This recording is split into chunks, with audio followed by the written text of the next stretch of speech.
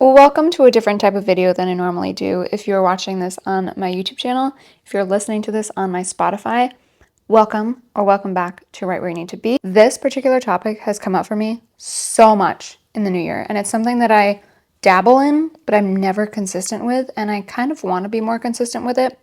It's journaling. And I will journal sporadically. I'll journal if I'm having a really, really good day, or I'll journal if I'm having a really, really bad day.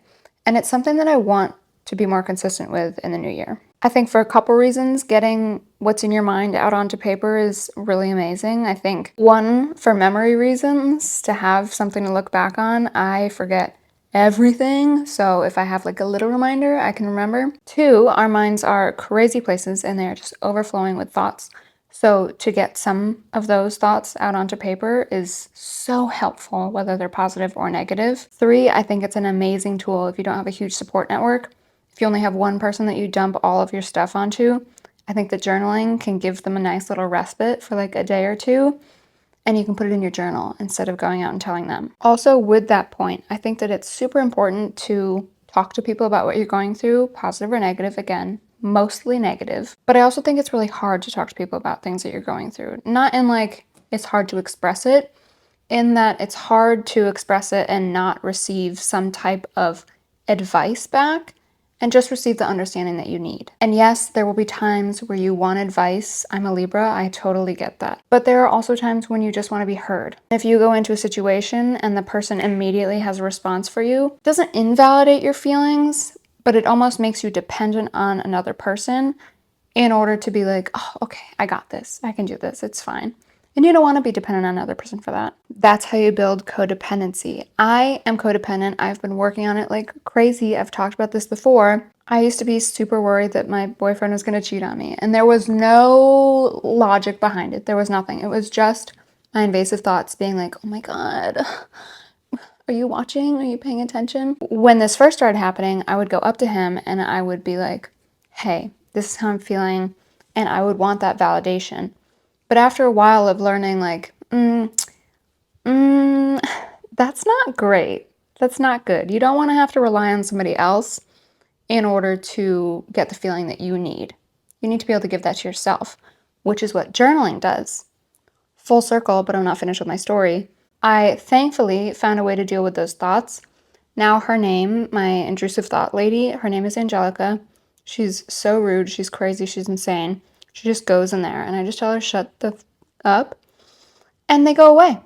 And I'm grateful and lucky that like this has been a practice of mine for a while. It's not just going to happen immediately, but grouping them and making them, personifying them helps so much. Just realizing that they come from nowhere. The last time I said this to him was maybe a few months ago, and I was like, I've been having these crazy thoughts that like you're doing this, that, and the third. And I was like, before you say anything, I don't want you to say anything. I just want to tell you that and get it out. I don't want any validation. I just want you to hear me. And that's fine every once in a while, but I don't want to burden him with that. And you don't want to burden your friends with your crap. I want to be able to look into my mind and take an inventory of what's going on in there. And I want to be able to solve it for myself. And I want to be able to tell myself, okay, this is what's happening. Let me put it on paper.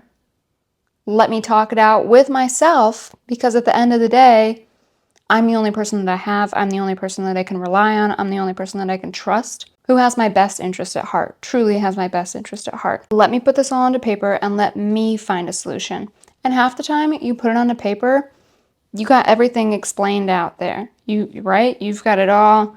Maybe you got it bullet pointed. I love a good bullet point. All of it's listed here. You can look at it and be like, huh, is this logical? Is what I'm going through like, is this real? Am I making this up in my head? Because a lot of the negative things that we go through, we're kind of either like exacerbating something, or maybe it's something that we thought was so terrible, and it's actually really like, when we look at it, maybe we're kind of giving it too much attention. Maybe getting it out onto the paper and actually seeing the words, we're like, what's going on? Who wrote that? Because this doesn't make any sense. And it helps so much because you can laugh at yourself and you can look back at things and you can be like, oh my God. Like, I have not many journal entries from when I was with my ex, but I have a couple of them. And I look back at them now and I'm like,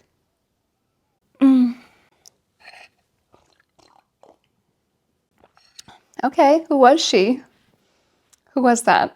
I don't know her anymore. So that being said, there is a new journal app on the iPhone, which I hate to say is just so much more convenient because now that my fingers are just used to typing, when I write things, my fingers get so sore so fast, which is really not good. But there is a journal app on the iPhone now. I did use it this morning, like 3 times this morning, because I wanted to get stuff out of my head.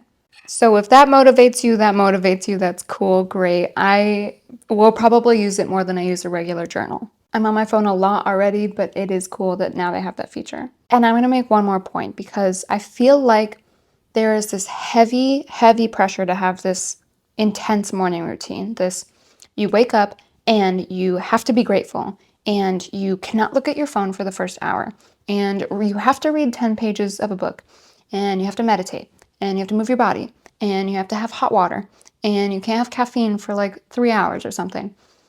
There's this heavy emphasis on a strong morning routine, and that's amazing. And it does make a world of difference, and it sets your day up for so much success, and it feels so good when you complete that. However, I also understand the other side of people being like, there's so much pressure here to meditate, journal, gratitude, blah, blah, all of this stuff. I don't know what to write about. Do I have to follow a prompt?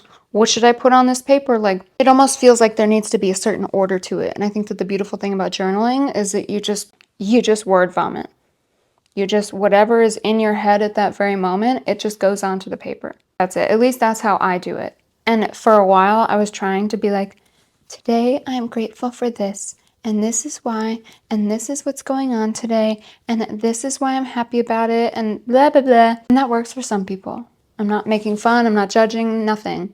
But it did not work for me. I would sit there and write that and be like, and then I'd be like, I didn't feel like I got anything out of that. I felt like that was just scripted. You don't want to script your journal entries. The whole point of it is that it's authentic. It's you. You're writing down what you need to write down. That's all it is. There's no pressure to have it be like perfect and eloquent and beautiful. Just write shit down on the paper if that's something that you want to do. If it's not, don't do it. Don't do it. Be grateful. Read your book. Don't read your book. Do whatever you want to do. Who cares? If looking at your phone immediately makes you feel amazing for the rest of the day, I don't know how that would happen, but if it does, okay, do that then. If you want to wake up and have 6 cups of coffee immediately, okay, that's your prerogative. I don't care. Do whatever you want. I'm just expressing how I feel, and I am assuming and hoping that people will relate and resonate with what I'm saying. This tea is so cold. It's been sitting here for so long. Anyways, all that being said, journal if you want, don't journal if you want. But if you want to journal, don't put too much pressure on it. And if you have that one friend who you call for everything, maybe start journaling. Maybe give them a little break. Because yes, it feels good to say things to somebody else and to get that validation and get somebody else's opinion. But it also feels really good when you figure shit out for yourself. Like, really good.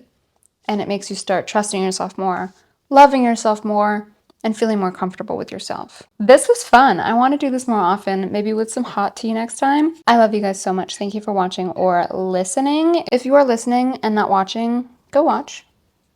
I'll put my YouTube channel in the description. I look kind of cute, kind of tired, but it's worth a watch. I also do yoga and fitness videos over on my YouTube. And that's all I've got for you. I'll see you soon.